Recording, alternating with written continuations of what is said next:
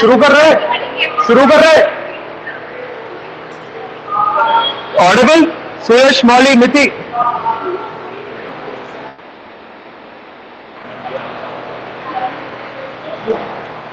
So we have been studying about Coulomb's law in vector form, and this is the vector form.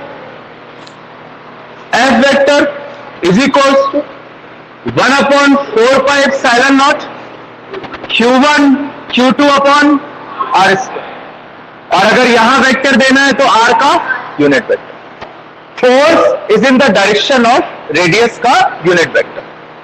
अगर यहां पे F21 है तो यहां पे आता है R12.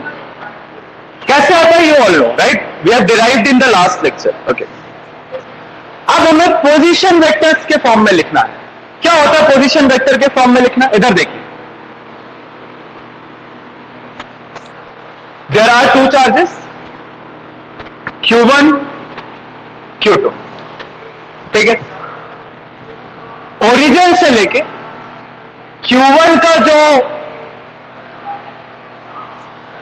पोजीशन वेक्टर है वो है क्या? R1. और ओरिजिन से लेके Q2 का जो पोजीशन वेक्टर है वो है क्या? R2. सेकेंड, सारे में बोला था ना, फिर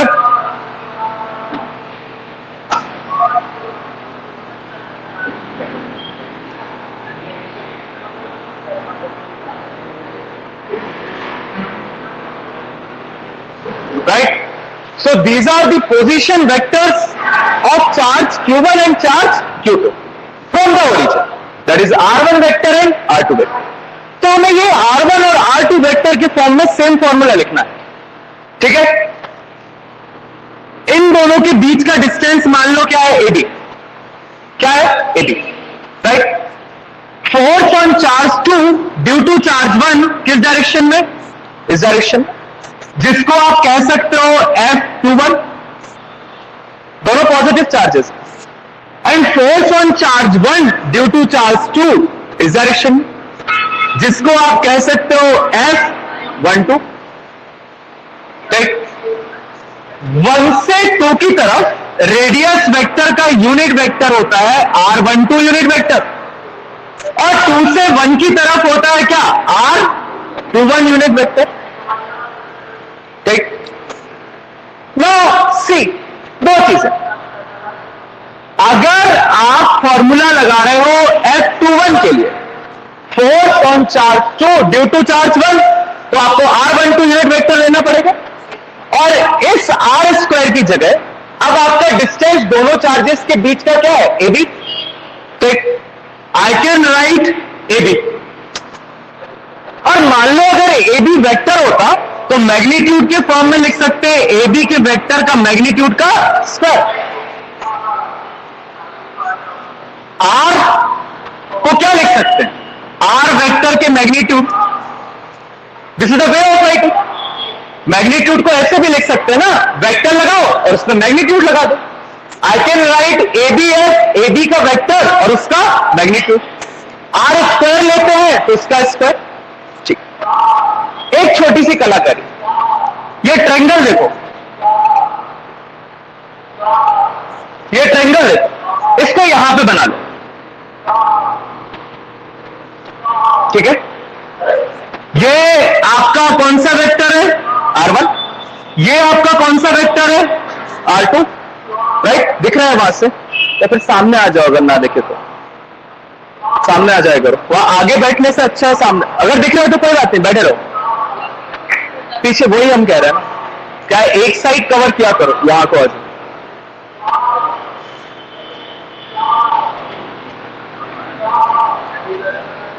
और ये आपका वेक्टर कौन सा है? R2. देखो, ये R1 वेक्टर है, ये कौन सा है? R2. ठीक, ये जो आपका AB है, AB, इसको आप दो वेक्टर्स की तरह लिख सकते हो. एक तो A से B की तरफ, तो उसको आप लिख सकते हो R12 वेक्टर, और दूसरा बी से ए की तरफ, तो उसको आप लिख सकते हो R21 वेक्टर। जैसे यूनिट वेक्टर्स लिख सकते हो वैसे ये वाले वेक्टर्स भी लिख सकते हो, कोई दिक्कत नहीं। ठीक, अगर आप F21 निकाल रहे हो तो आपको AB चाहिए A से B की तरफ, तो R12 वेक्टर कंसीडर करना पड़ेगा। This would be the direction A से B की तरफ। अगर इसमें ट्रायंगल लॉ ऑफ एडिशन लगाओगे तो R1 vector plus R12 vector या AB, जो भी इसको कह रहे हो, क्या कह रहे हो, R12 is equal to R2 vector. या आप लिख सकते हो R12 वेक्टर कितना है, R2 vector minus R1 vector. This is the whole vectors जो अपन पढ़ते आ रहे हैं क्लास 11 से, राइट। तो AB वेक्टर को क्या लिख सकते हो, this plus AB is equal to this, क्योंकि R1 और AB का डायरेक्शन सेम है, तो R1 plus AB is equal to R2। A से B की तरफ क्या है, 1 से 2 की तरफ, R1 2 लिख सकते हैं, लिख दिया। Since AB vector is equals to R12 vector is equals to R1 minus R2 का वेक्टर, और अगर इसका मैग्नीट्यूड निकाल रहे हैं तो इसका मैग्नीट्यूड। ठीक, सिमिलरली यूनिट वेक्टर R12 को लिख सकते हैं vector upon its magnitude. Unit vector क्या होता है, vector upon its magnitude. 5 metre per second east upon 5 metre per second, vector upon its magnitude. So I can write R1 minus R2 vector upon R1 minus R2 vector का magnitude. ठीक, इन दोनों से क्या कर दो, रिप्लेस। तो ये जो फॉर्मूला है ये R1 और R2 के फॉर्म में बन जाएगा। यही तो करना था, पोजीशन वेक्टर्स के फॉर्म में बनाना था, बना लिया। देखो F21 vector is equals to 1 upon 4 pi epsilon naught Q1 Q2 upon AB के मैग्नीट्यूड का स्क्वायर। AB का मैग्नीट्यूड कितना है, R1 माइनस R2 का मैग्नीट्यूड, सो R1 माइनस R2 का मैग्नीट्यूड का स्क्वायर। साथ में लिखा है R12 यूनिट वेक्टर, जिसकी वैल्यू ये निकल के लिख दो, R1 vector minus R2 vector upon R1 vector minus R2 vector का मैग्नीट्यूड। ये स्क्वायर मैग्नीट्यूड इससे मल्टीप्लाई होगा तो मैग्नीट्यूड का आ जाएगा cube. F21 vector is equal to 1 upon 4 pi epsilon naught Q1 Q2 upon R1 vector minus R2 vector का whole cube, और साथ में आ जाएगा R1 vector minus R2 vector. इससे ये कैंसिल नहीं होगा, ये वेक्टर है, ये मैग्नीट्यूड है, वरना इससे इसको कैंसिल कर दो। This is a vector and this is a magnitude, तो ये और ये मल्टीप्लाई हो जाएंगे, तो ये होल क्यूब बन गया और यहां पे वेक्टर आ गया। This is the position vector form. इसको देख के आप F12 लिख सकते हो। क्या होगा F12 पास, 1 upon 4 pi epsilon naught Q1 Q2 upon, very good, R2 vector minus R1 vector का होल क्यूब, और साथ में वेक्टर आ जाएगा R2 minus R। These are the forces in the terms of position vector। क्या किया, vector लगाया, simplify करना है, कोई दिक्कत नहीं। इसका वेक्टर R1, इसका वेक्टर R2। आपको ए बी दो तरीके से लिख सकते हो, ए से बी की तरफ, बी से ए की तरफ। जब आप F21 निकालोगे तो F21 के डायरेक्शन में कौन सा वेक्टर है, R12, तो R12 यूज करोगे। F12 निकालोगे तो 12 के डायरेक्शन में कौन सा है, R21, तो R21 यूज करो। ट्रिक याद करने की कुछ नहीं है, अगर F21 ले रहे हो तो 2 - 1 आएगा, F12 ले रहे हो तो 1 माइनस 2, F21 लिया ना, तो देखो R1 माइनस R2 है पोजीशन वेक्टर। कोई दिक्कत किसी को? वहां क्या, यहां वहां से दिख रहा, वहां से हवा आ रही, दिख तो ही रहा होगा। यहां अभिनय के बाजू में तुम भी आओ यहां सामने, इतनी गर्मी नहीं है सुबह सुबह। वहां घुस जाते जहां फूलों के मैग्नेट है क्या?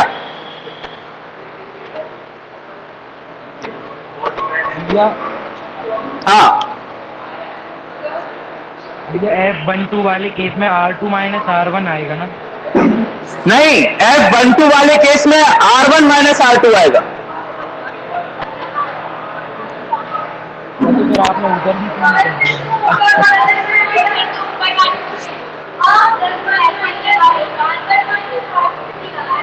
F21 वाले में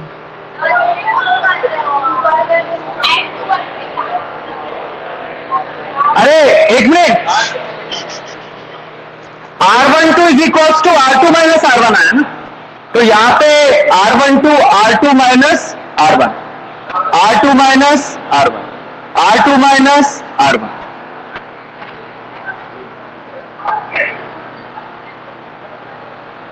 ये मॉड के अंदर तो दोनों सेम रहेंगे ना?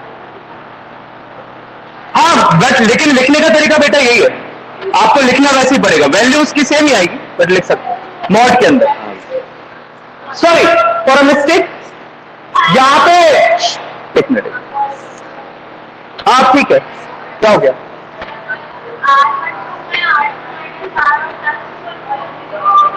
हाँ तो ठीक है ना, हाँ सेम। अरे ये इससे ट्रिक से क्यों देख रहे हो, कॉन्सेप्ट से देखो ना। इधर इसे समझो, ये आपका ट्रायंगल था, कुछ नहीं हुआ, एक इतनी सी गलती हो गई कि अपन ने यहां से ही लिखा था, उसकी वैल्यू यहां गलत पुट कर, है ना। आप जब फोर्स का डायरेक्शन F21 लोगे, उस डायरेक्शन में वेक्टर कौन सा है? R12। यहां ट्रायंगल लॉ लगाओगे तो R1 plus R12 is equal to R2, मतलब R12 कितना आएगा? R2 minus R। तो यहां पे R12 की जगह क्या लिखोगे? R2 माइनस R1, ये R2 minus R1, R2 minus R1, हर जगह चेंज कर दो। सो F21 में क्या आएगा? 2 माइनस 1, F12 में क्या आएगा? 1 माइनस। Now clear? लिखिए, मेक दिस डायग्राम। हाँ नहीं, अपोजिट चार्जेस के बीच में भी लग सकता है। तो ठीक है, तो दोनों तरफ के फोर्सेस के डायरेक्शन चेंज हो जाएंगे, सेम पोजीशन में थोड़े आएंगे। अट्रैक्शन का मतलब ये नहीं है कि मूव करने लगेंगे, we are studying the static charges. तो फोर्स लग रहा है, हाँ रेस्ट पर, so only the change in the direction, nothing else. उस दिन फिगर बनाया था, एक बार फिर से समझा। हम क्या निकाल रहे हैं? पोजीशन वेक्टर के फॉर्म में कूलम्ब लॉ निकाल रहे हैं। बाकी जिनने समझ लिया वो डायग्राम बनाएंगे। मान लो Q1 चार्ज का पोजीशन वेक्टर R1 है, Q2 चार्ज का पोजीशन वेक्टर R2, ठीक। दोनों चार्जेस के बीच का डिस्टेंस ए भी है, ठीक। Q2 पे जो फोर्स लग रहा है 1 के कारण, वो इस डायरेक्शन में लगेगा, F21। Q1 पे जो फोर्स लग रहा है 2 के कारण, वो इस डायरेक्शन में लगेगा, हाँ पॉजिटिव सेम चार्जेस, तो रिपल्शन तो इस डायरेक्शन में। This is F12, this is F21, ये तो कल भी किया था। इसमें अगर फॉर्मूला लगाओगे कूलम्ब्स लॉ का, तो F21 कितना आता? 1/4 Q1 Q2 AB का स्क्वायर और यूनिट वेक्टर। अब F21 के डायरेक्शन में यूनिट वेक्टर कौन सा है? R12, लिख दिया। इतना समझ में आया? ये कल ही किया, ठीक। हमें पोजीशन वेक्टर के फॉर्म में लिख, ठीक। तो यहां जहां नीचे R स्क्वायर आ रहा था, उसको अपन वेक्टर के मैग्नीट्यूड का स्क्वायर लिख सकते हैं ना। R को R वेक्टर का मैग्नीट्यूड स्क्वायर, सॉरी वेक्टर का मैग्नीट्यूड, ऐसा लिख सकते हैं। और R स्क्वायर को इसका स्क्वायर, ठीक। तो मैंने AB को एज अ वेक्टर लिख के उसके मैग्नीट्यूड का स्क्वायर ले लिया, ठीक है। AB को एज अ वेक्टर लोगे तो F21 के डायरेक्शन में कौन सा वेक्टर है? A से B की तरफ, मतलब R12 वेक्टर। R12 वेक्टर को अगर ट्रायंगल लॉ ऑफ एडिशन लगाओगे, ये लगा, this is the direction of R1, this is the direction of R12, and this is the direction of R2. So R1 plus R12 is equals to R2. तो R12 कितना हो जाएगा? R2 minus R1. तो AB को क्या लिख सकते हैं? R2 minus R1. पहली चीज. अगर यूनिट वेक्टर को लिखोगे तो यूनिट वेक्टर को वेक्टर अपॉन इट्स मैग्नीट्यूड लिख सकते हैं. तो R12 यूनिट वेक्टर को क्या लिख सकते हैं? R1 माइनस R2 का vector upon R1 minus R2 के वेक्टर का मैग्नीट्यूड. लिख लिया. इसकी वैल्यू और AB की वैल्यू पुट कर दो. आगे पुट की तो देखो Q1 Q2 AB की जगह क्या लिख लिया? R2 minus R1. यह निकाला. तो R2 माइनस R1 के मैग्नीट्यूड का होल स्क्वायर क्या आएगा? Whole square. साथ में यूनिट वेक्टर की जगह क्या लिख दिया? R2 minus R1 upon R2 minus R1 का मैग्नीट्यूड लिख दिया. मैग्नीट्यूड का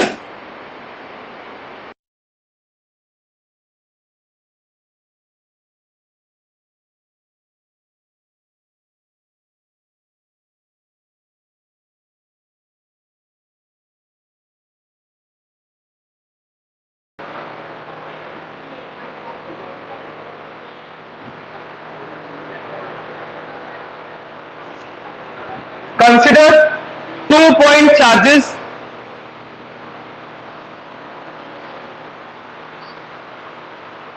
Q1 and Q2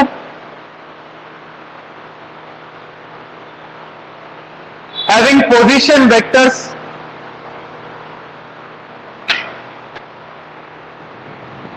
R1 and R2. R1 के ऊपर वेक्टर लगाना और R2 के ऊपर वेक्टर लगाना. Having position vectors R1 and R2 are placed at capital A and capital B. Are placed at capital A and capital B. Full stop. Let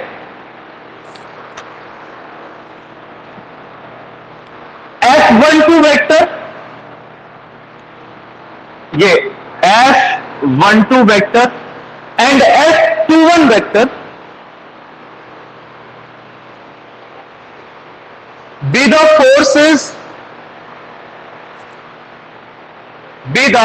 forces acting on A and B.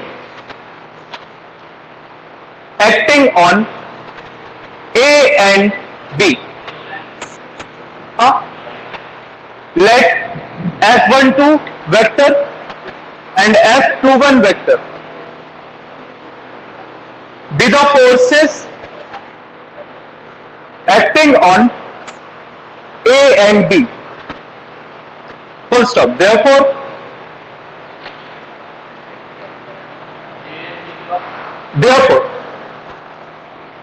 ये वाला step लिखो.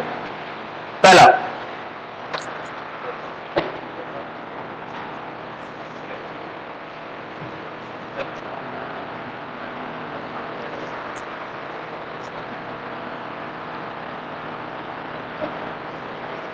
ये figure के just नीचे एक छोटा सा triangle बना के ये दो स्टेप्स लिख लो, जिसमें आपको पता रहे कि आपने triangles law of vector addition लगाया.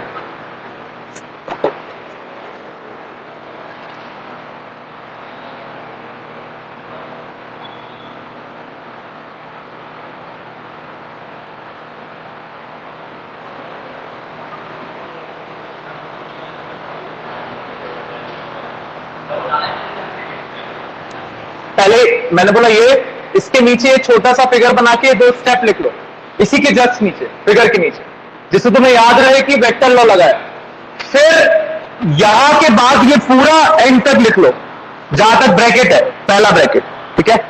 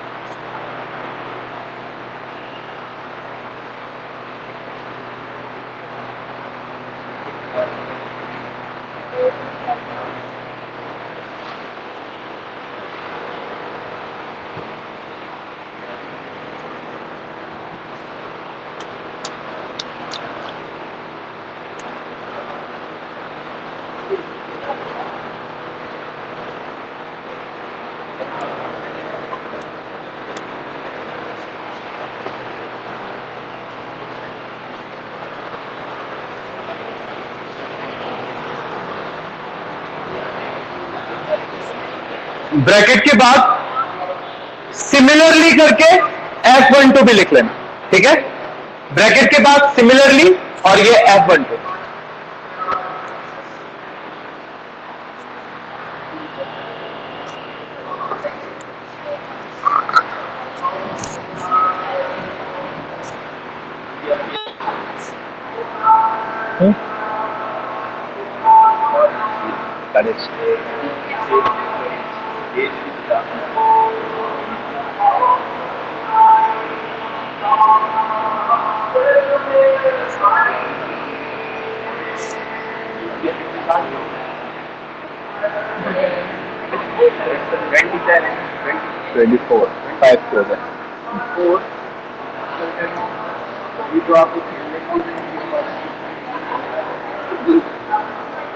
खेले कूद करा रिकॉर्डिंग में से काट देना उसे।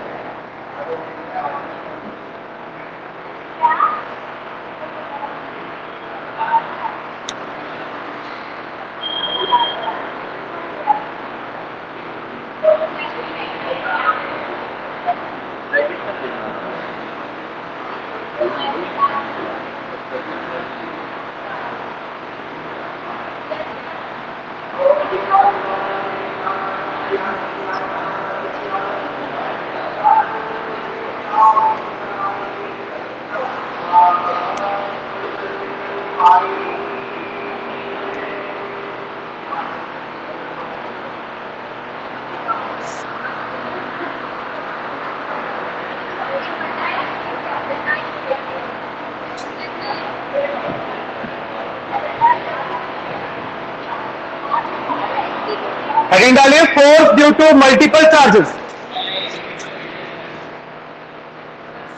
जल्दी जल्दी हाथ चलाओ।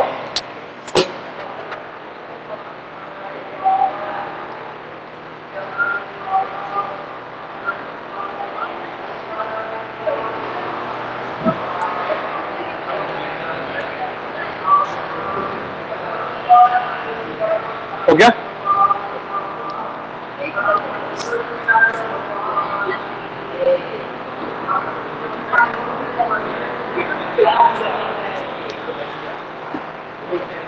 क्या?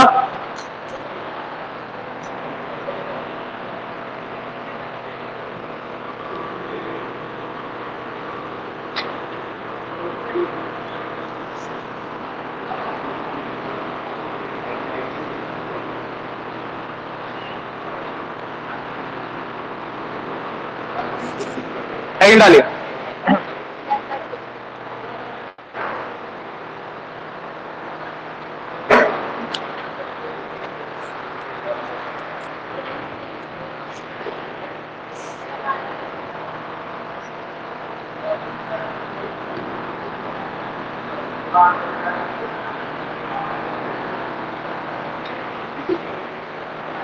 Right, okay.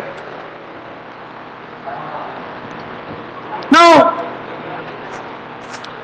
इधर समझिए अच्छे से।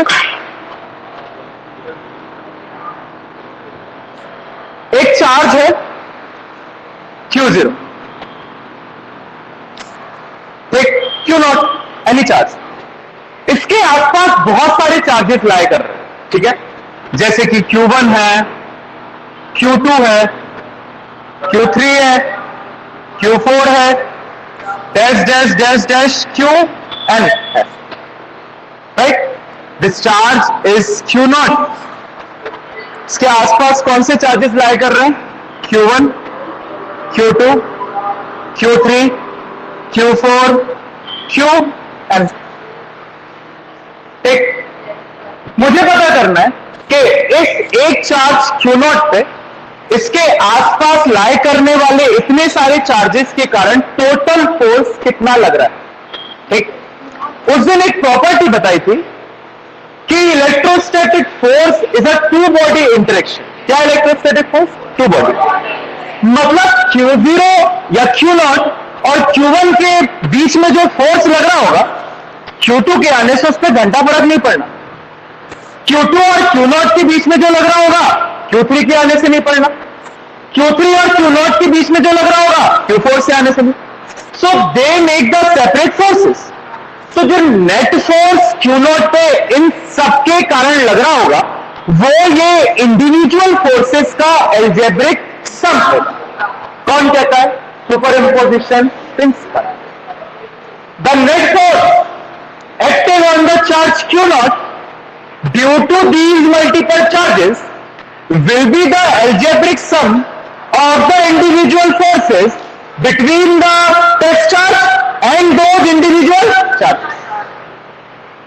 मतलब कि Q0 पे टोटल फोर्स निकालना है तो पहले Q0 और Q1 के बीच का निकालेंगे प्लस Q0 और Q2 प्लस Q0 और Q3 dash dash dash Q0 और Qn. तो नेट फोर्स Q0 पे निकल आएगा. एक डेरिवेशन सिंपल है. देखो ओरिजिन से लेके Q1 का वेक्टर मान लो कितना है? R1. Q2 का वेक्टर R2, Q0 का R0, Q3 का R3, Q4 Qn. सबके अपने अपने पोजीशन वेक्टर्स हैं.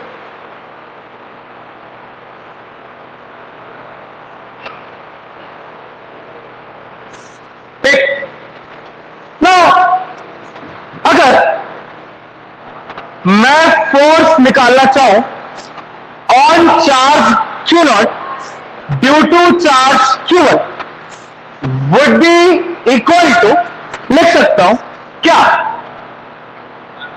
1/4πε0 Q0 Q1 upon R0 minus R1 का होल क्यूब और R0 माइनस R1 वेक्टर. अगर यहां पे होता X21 तो यहां पे R2 माइनस R1 था, यहां पे R2 माइनस R1 था. लेकिन यहां पे X01 force on charge Q0 due to charge Q1 तो चेंज कर दो R0 माइनस वेक्टर R1 का होल क्यूब और यहां पे R0 माइनस R1.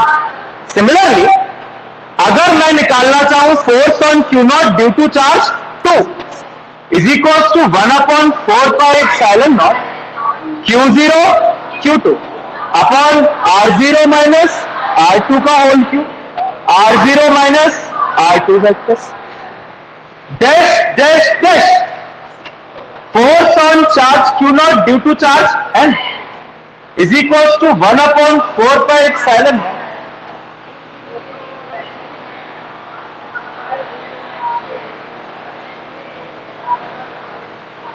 कोई दिक्कत नहीं. सुपरइम्पोजिशन प्रिंसिपल कहता है कि नेट फोर्स जो किसी चार्ज Q0 पे लग रहा है वो इन सब का algebraic some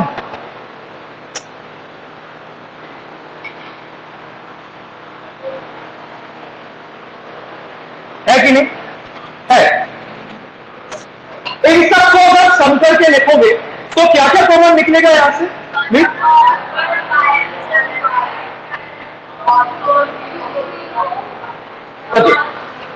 F is equal एक तो 1/4πε0 कॉमन निकल आएगा और दूसरा Q0 कॉमन निकल आएगा, बाकी कुछ कॉमन नहीं निकलेगा.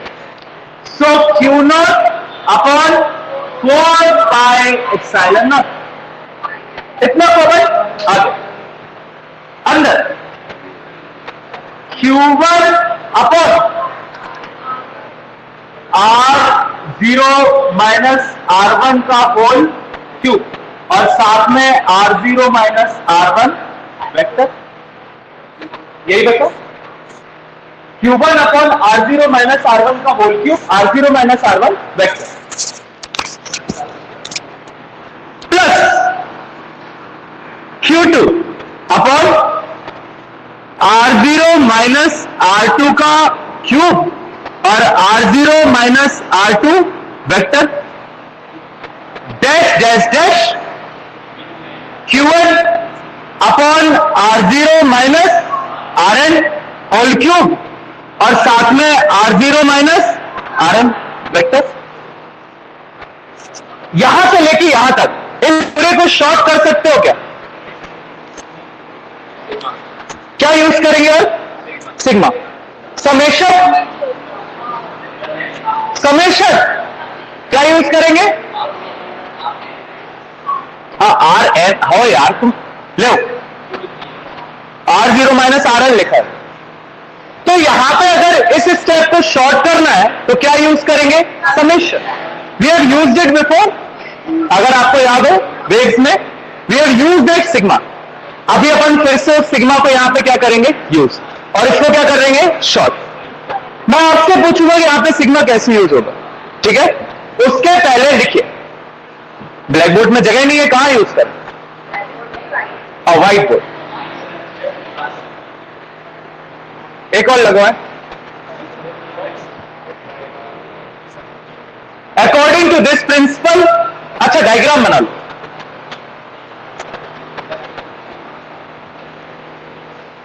जल्दी बनाओ डायग्राम, लिखने वाला काम थोड़ा फास्ट, इसीलिए जल्दी नहीं है, कोर्स तो हो जाएगा। इश्यू ये है कि इनके 70 मार्क्स का पेपर होता है, आपको 3 घंटे मिलते हैं। CBSE has a masters in that exam, वो आपको 1 मिनट भी इधर उधर होने का मौका नहीं देता। सीबीएसई उसकी मार्क्स ही है 70 मार्क्स का पेपर बनाने में।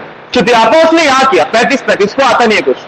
70 में he has a definite, it has a definite time and a definite questions for you। तो थोड़ा सा लिखने का speed,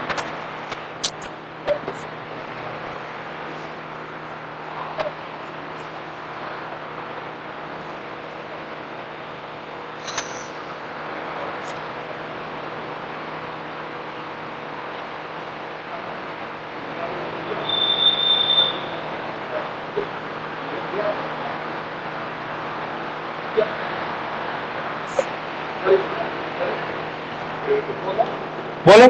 good.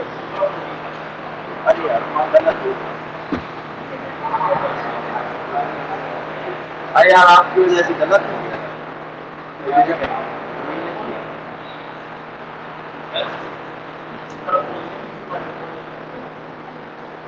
Superposition super imposition दोनों सेम।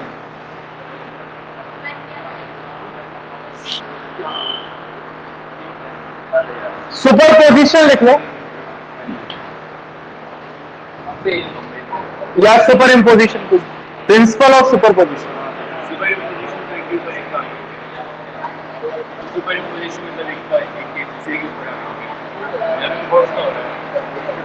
हाँ तो सुपरपोजिशन लिख लो, ठीक है, good.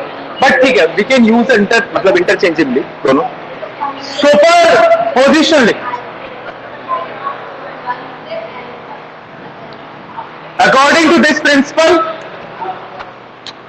the net force exerting on given point charge, according to this principle, the net force exerting principle, the net force exerting on a given point charge due to number of point charges, due to number of point charges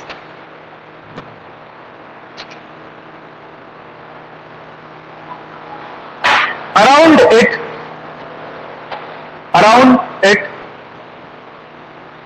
is the vector sum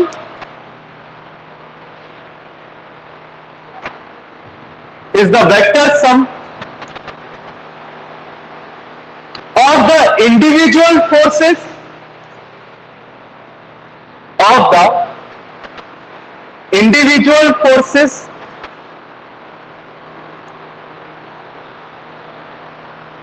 acting on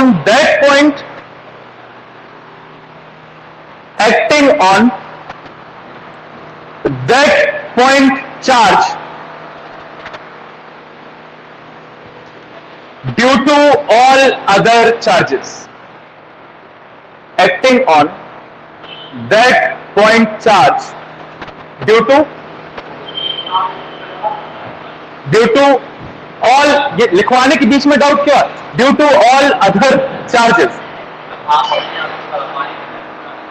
तो अच्छा यहां से वहां तक की reach कम पड़ रही है तो होता क्या नहीं बेटर जनरली सीट खाली तो यार की पूछ due to all other charges full stop this is the principle right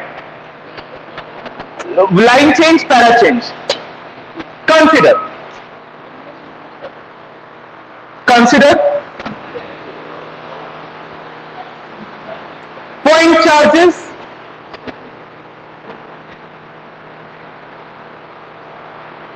point charges q1 comma q2 q3 dash dash dash qn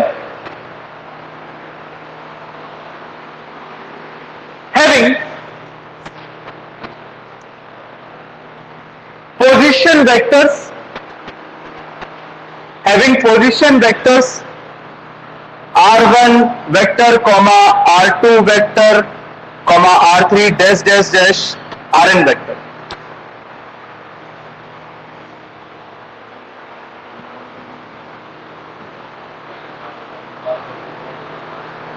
full stop let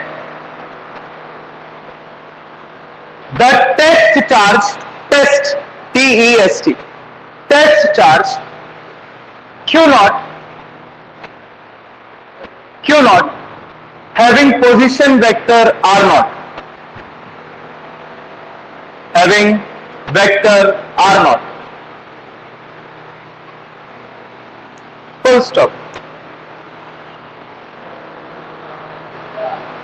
full stop r अरे ये r not vector ऐसे r और zero r not बोला यार तुम भी थे आप r not full stop line change therefore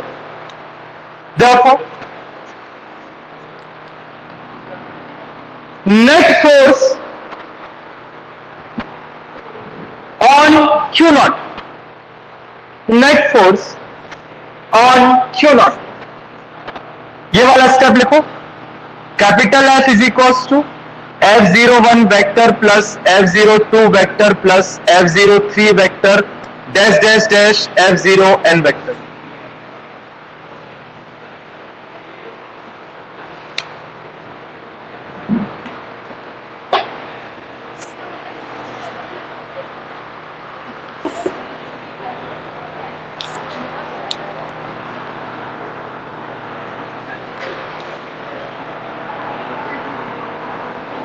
नौ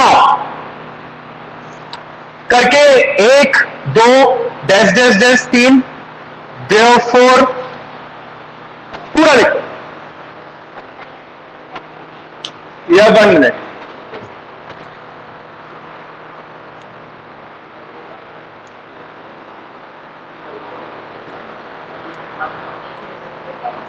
यहां तक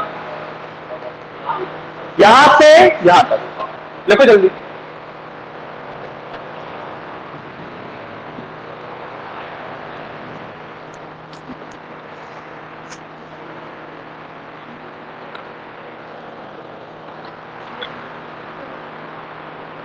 one of the lengthiest chapter of 12th ये electric charges and fields 60 pages के नोट्स बनेंगे कम से कम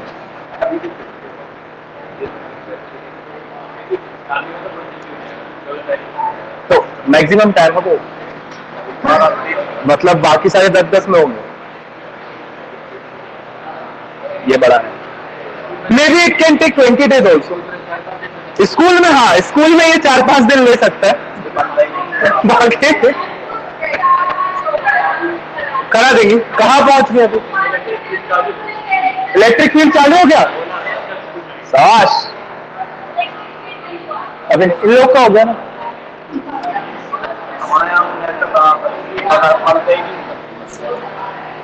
स्लो हम स्लो करवा स्कूल का कोर्स 2 महीने में कंप्लीट हो जाएगा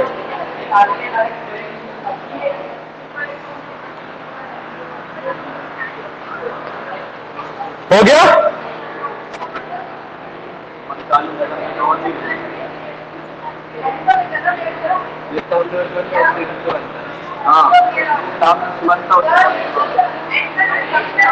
फालतू की बातें मत करो, मारूंगा क्या। और मैं 11:30 I am free, I am totally free. हाँ बैठो, जब तक। हाँ कहाँ पे बेटा? नीचे मैग्नीट्यूड भी लगा है, लगा है ना? हाँ हाँ लिखनी है प्रभु।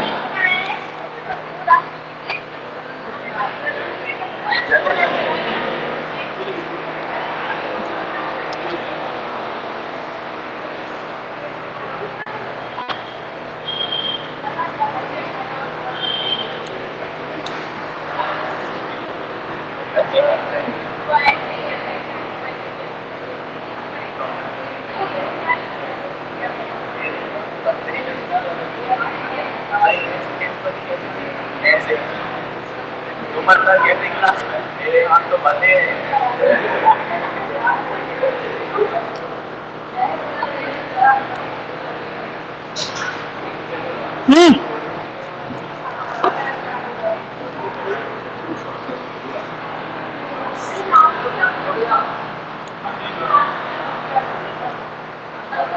लिखो लिखो लिखो जल्दी।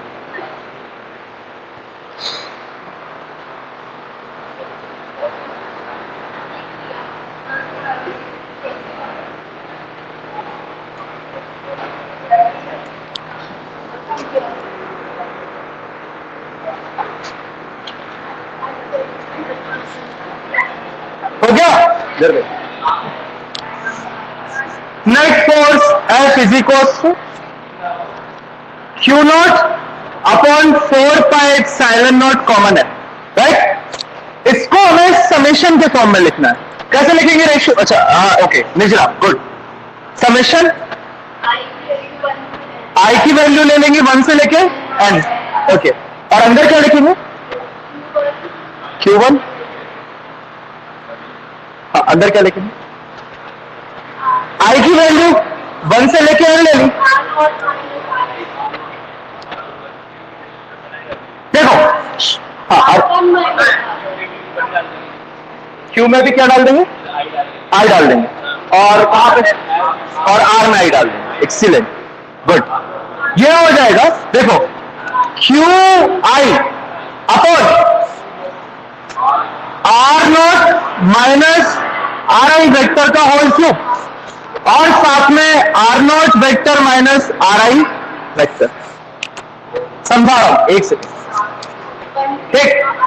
अब देखो आपने समेशन लगाया। समेशन मतलब अब अगर आप समेशन को ओपन करोगे तो यहां पे आई की वैल्यू 1 से लेके n तक रखनी है। कहां तक रखनी है? n तक।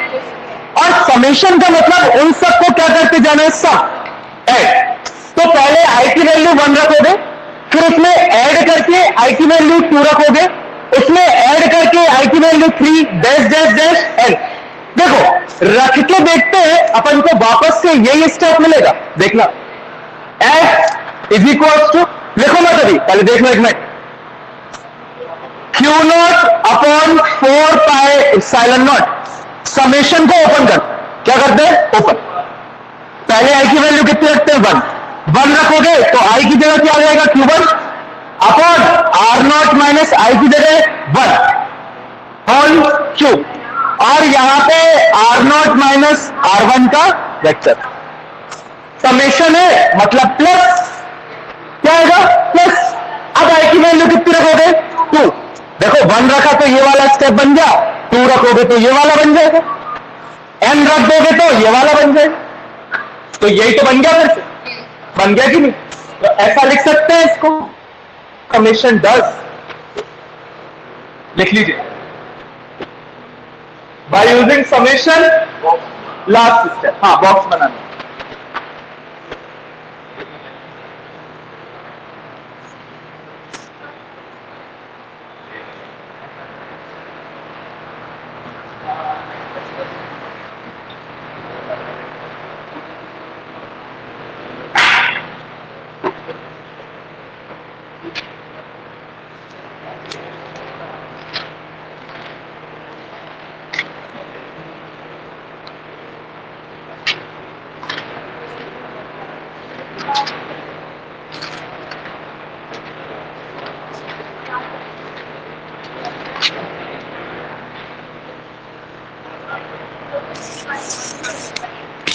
Let's do it.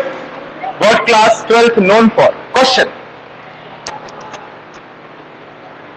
Four identical spheres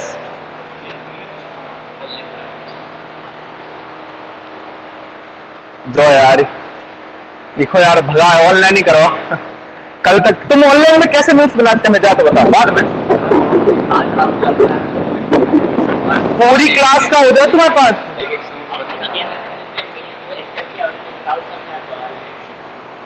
करे मैं बच्चों के सामने ऐसी बातें कर। कौन सा डाउट?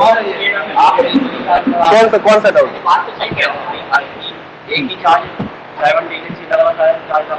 बिल्कुल लगा सकता है। देखो जैसे मान लो Q1 पे Q0 पे Q1 फोर्स लगा रहा है तो Q0 भी Q1 पे लगा रहा होगा ना। इसी के जस्ट पहले तो पढ़ा था कि Q0 पे Q1 Q2 सब एक साथ लगा सकते। ये this is a two body interaction. और Q0 भी लगा सकता है, बिल्कुल लगा सकता है Q0 तीनों पे, टू बॉडी इंटरेक्शन। और जो Q0 Q1 पे लगा रहा होगा उसका कोई फर्क नहीं पड़ना कि Q0 Q2 पे कितना लगा है। फोर्सेस हमेशा सेम होंगे, इक्वल एंड अपोजिट। मतलब जो Q0 Q1 पे लगा रहा होगा वही Q1 Q0 पे आपस में सेम नहीं। हाँ, आपस में सेम नहीं होंगे। जो Q0 Q2 पे लगा रहा होगा वो अलग होगा। किससे? Q0 और Q1 के बीच। It depends on the radius vector. Same भी हो सकता है।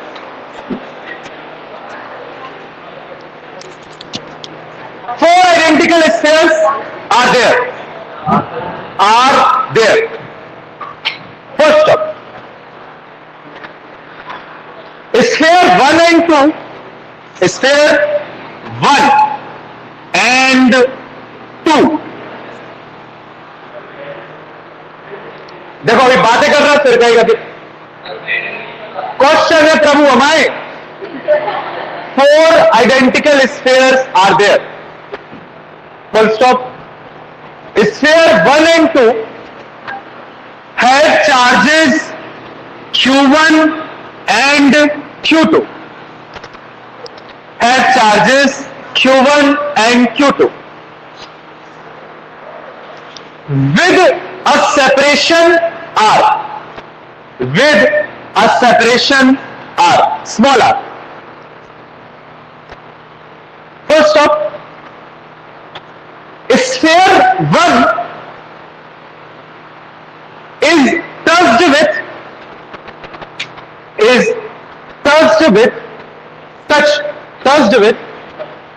uncharged sphere 3.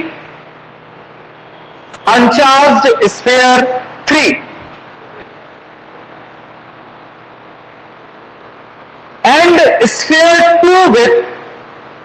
and sphere 2 with uncharged sphere 4. Uncharged sphere 4।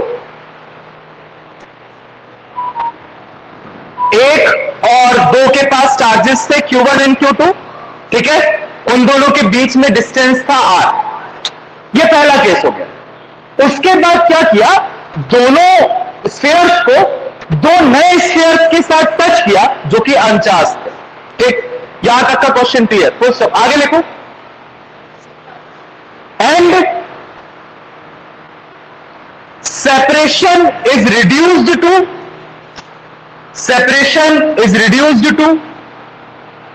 R/2। R/2। Full stop. Find the new electrostatic force. Find the new electrostatic force in the terms of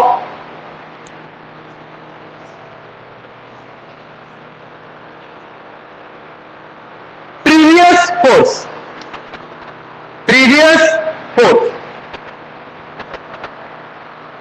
Full stop। ठीक है। देखो hint. पहले ये जो दो स्फीयर्स थे इनके पास charges थे Q1 और Q2। दोनों के बीच में सेपरेशन था R। तो इस केस में कुछ फोर्स होगा जो कि है F, ठीक। सेकंड केस, पहले स्फीयर को एक अनचार्ज स्फीयर के साथ टच किया और अलग कर दिया। दूसरे स्फीयर को भी एक अनचार्ज स्फीयर के साथ टच किया, अलग कर दिया। ठीक, अब इनके चार्जेस कितने हैं? प्रताप, प्रताप नाम है तुम्हारा। अब इनके चार्जेस कितने हो जाएंगे? जैसे मान लो इनिशियली Q1 था, टच करने के बाद अब इस पे चार्ज कितना बचा? Q1/2, और इस पे कितना बचा? Q2/2। कहा था ना, जब आप किसी चार्ज स्फीयर को अनचार्ज स्फीयर से टच करते हो तो चार्जेस इक्वली क्या हो जाते हैं? दोनों में शेयर। तो now the charges would be Q1/2 और Q2/2, और डिस्टेंस कितना हो गया दोनों के बीच में? R/2। इस केस में मान लो फोर्स है F dash, you need to find the relation between F and F dash. Option भी ले लो, F is equal to 2F dash, F is equal to 1/2F dash, F is equal to F dash, and F is equal to 3/2F। करिए, अब ये तो बताना नहीं पड़ेगा कि फॉर्मूला कौन सा यूज करना है।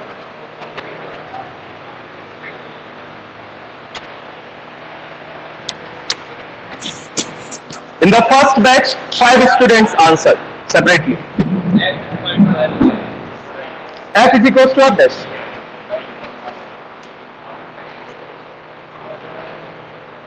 I don't know the answer, right? मतलब I know the answer. I am just giving the expressions. Maybe it is correct, maybe it is not. हाँ, बोलिए उनको, राजा साहब को करो।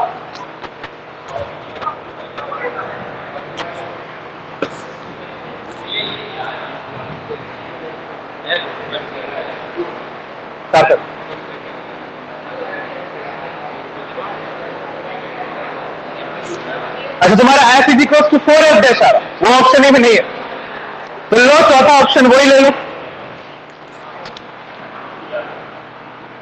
अब आ गया,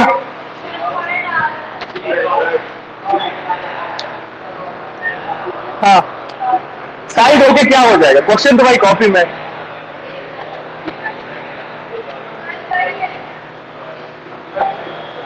उसका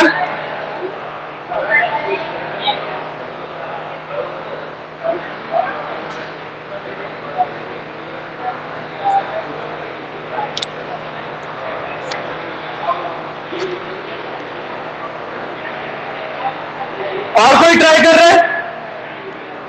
okay, good, third is correct, F is equal to F dash. ठीक है, कैसे? देखो कितना अल्लाह कर रहे हो यार। F is equal to F dash कैसे? दो चार्जेस, दोनों के बीच का डिस्टेंस R, यहां पे फोर्स निकालोगे is equal to 1/4πε0 Q1 Q2 upon R²। F आ गया। अब चार्जेस है Q1/2 और Q2/2, डिस्टेंस है R/2, तो F डैश निकालोगे तो कितना आ जाएगा? 1/4πε0 Q1/2 Q2/2 अपॉन R/2 का होल।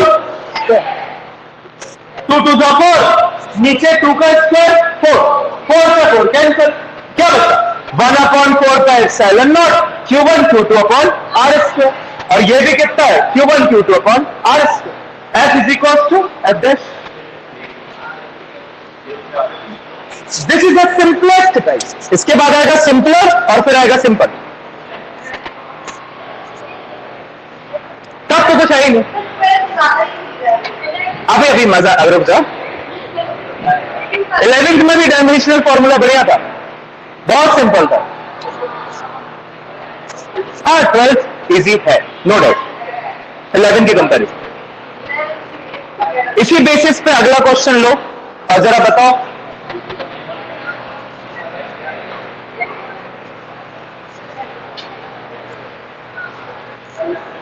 सॉल्व करिए। This is a simpler type. Okay, एक स्क्वायर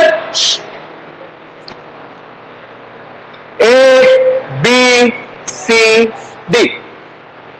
इस स्क्वायर पे चार्जेस है 3 माइक्रोकूलम -4 माइक्रोकूलम, 3 माइक्रोकूलम -4 माइक्रोकूलम। इस स्फीयर की साइड है 20 मीटर। इस स्फीयर के सेंटर पे एक चार्ज है 1 नैनोकूलम का। इस चार्ज पे नेट फोर्स निकालिए इन चारों चार्जेस के कारण। What is the net force on 1 nanocoulomb charge that is at the centre of the square, जिसको आप ले सकते हो O।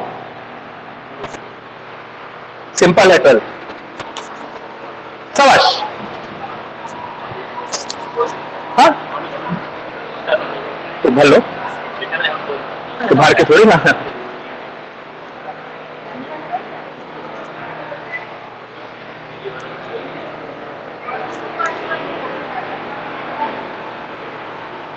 You need a hint या आगे बढ़ने की कोशिश हो रही है?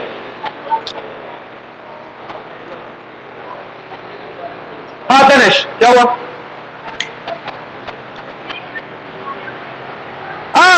आपको नेट फोर्स निकालना है इस पे।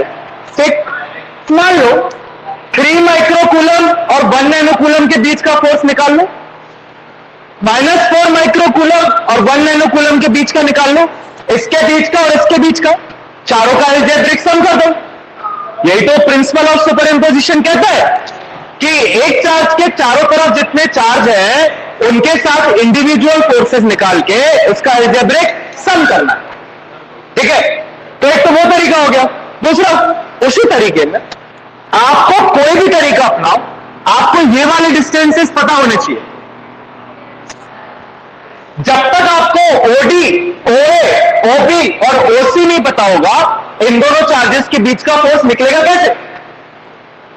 Q1, Q2 तो पता है, R क्या है? ये है ना, you need to know this R। तो ये भी है 20 मीटर, तो ये डिस्टेंस कितना हो जाएगा? मैथमेटिक्स मुस्कान 10 हो जाएगा, 10√2।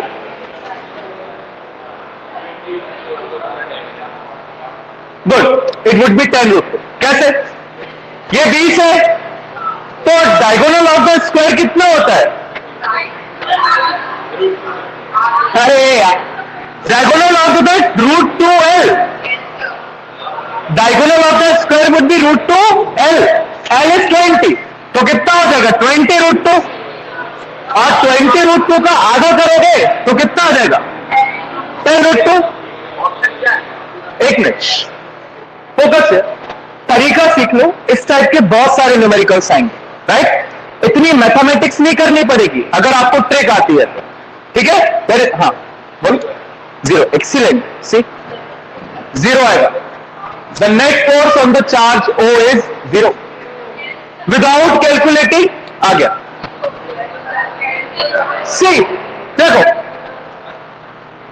ये O पे A के कारण जो फोर्स लगेगा, दोनों पॉजिटिव चार्जेस हैं, किस डायरेक्शन में लगेगा? इस direction. This would be your Fx। कह सकते O पे 3 माइक्रोकूलम के कारण जो चार्ज लगेगा या फोर्स लगेगा वो किस डायरेक्शन में लगेगा? इस डायरेक्शन में। This would be your Fc। ठीक, Fa पता पड़ गया, Fc पता पड़ गया। सिमिलरली इस 1 माइक्रोकूलम के चार्ज को ये -4 माइक्रोकूलम का चार्ज अपनी तरफ क्या करेगा? Attract. This would be your Fb। B के कारण जो फोर्स लगे, अट्रैक्शन, ये। सिमिलरली ये -4 माइक्रोकूलम का चार्ज इसको अपनी तरफ अट्रैक्ट करेगा, तो this would be your Fd। ठीक, Fc और Fa एक दूसरे के अपोजिट है। अगर इनका मैग्नीट्यूड भी सेम हो गया तो ये एक दूसरे को क्या कर देंगे? कैंसिल। Fd और Fb एक दूसरे के अपोजिट है, अगर इनका मैग्नीट्यूड सेम हो गया तो ये भी एक दूसरे को क्या कर देंगे? कैंसिल। और मैग्नीट्यूड तो सेम हो गए, क्यों? क्योंकि ये डिस्टेंस कितना है? 10√2। अगर आप एफ सी निकाल रहे हो, ये एफ सी नहीं, ये एफ ए है, ये एफ सी है, ठीक है।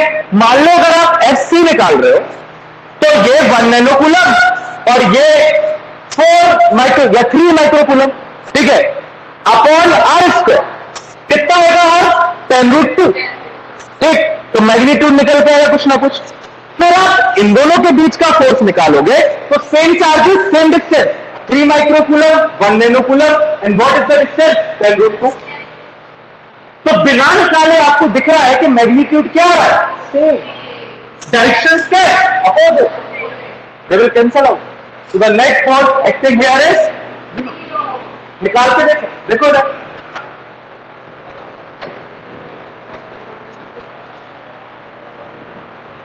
इधर देखो।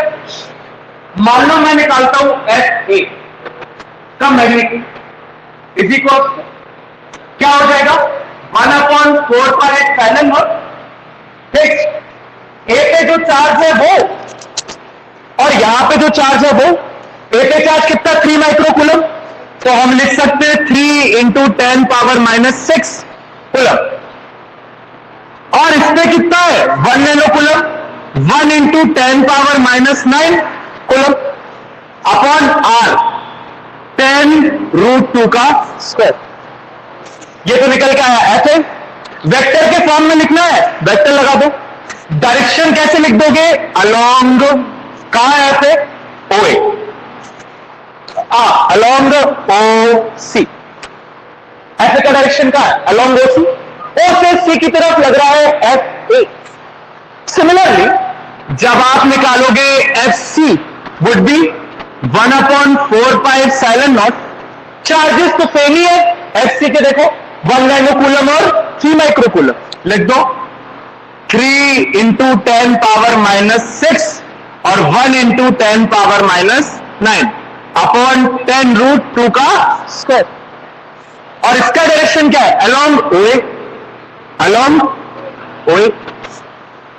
देख सकते हो एफ ए और एफ सी दोनों एक दूसरे के मैग्नीट्यूड में सेम है और डायरेक्शन में just opposite, they would cancel out.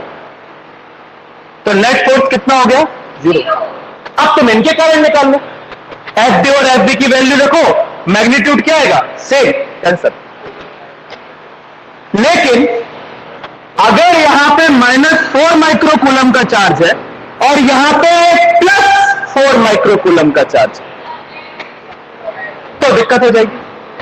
फिर ये दोनों फोर्सेस क्या हो जाएंगे? ऐड।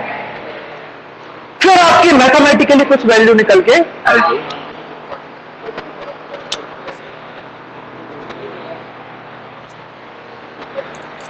लिख लीजिए, नोट का क्वेश्चन बस नहीं लिखना है, सॉल्यूशन भी लिखते जाइए।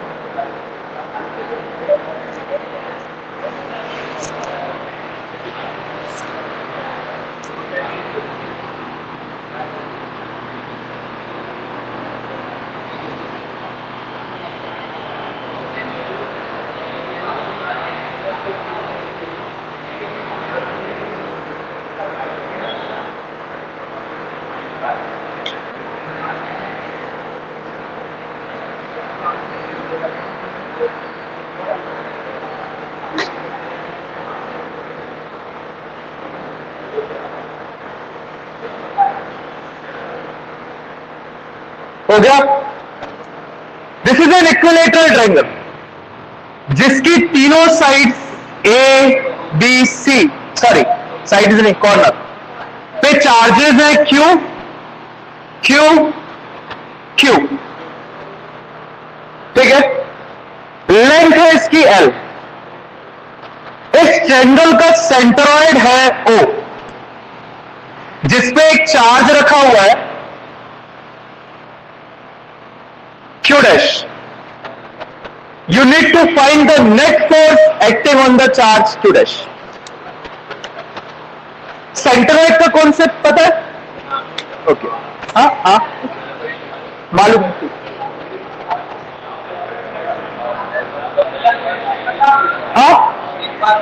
This is an equilateral triangle जिसके तीनों कॉर्नर्स पे चार्ज है Q।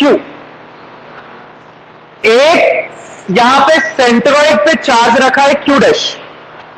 You need to find the net force on this charge Q dash due to all three charges.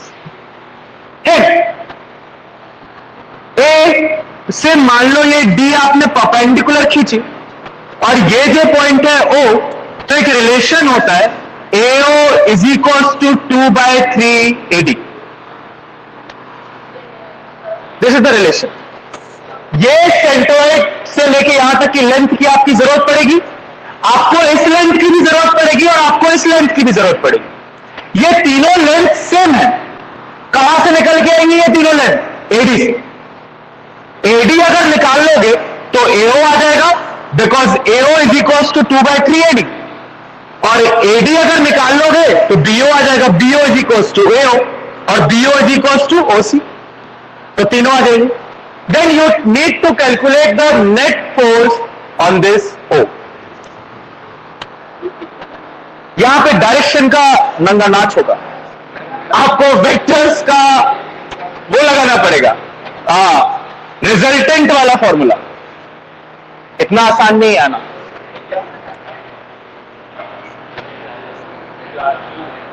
क्योंकि देखो अगर इसको कल करेंगे वैसे, लेकिन अगर थोड़ा सा समझे तो आप देख सकते हो यहां वाला चार्ज भी पॉजिटिव है और यहां वाला चार्ज भी पॉजिटिव है। तो जो C के कारण फोर्स लगेगा उसका डायरेक्शन होगा ये, जो B के कारण फोर्स लगेगा उसका डायरेक्शन होगा ये, और जो A के कारण फोर्स लगेगा उसका डायरेक्शन होगा ये। This is you can say F1, this is you can say F2 और ये F3। तो अगर F2 और F3 का रिजल्टेंट किसके इक्वल आ जाए? F1 के, तो मजा आ जाएगा। नेट फोर्स कितना हो जाएगा? 0। बट वो आएगा कि नहीं? वी हैव टू सी। क्या कहा मैंने? आ जाएगा। कैसे आ? तो ज्योमेट्री तो लगानी है, मैथमेटिक्स का ही तो कोई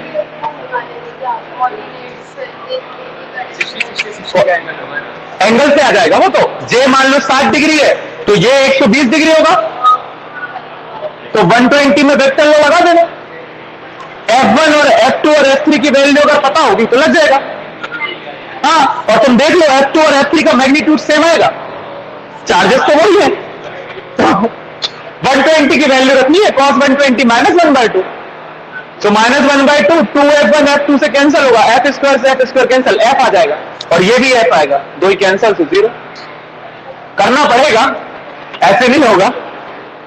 you need to solve this. चल रहा है?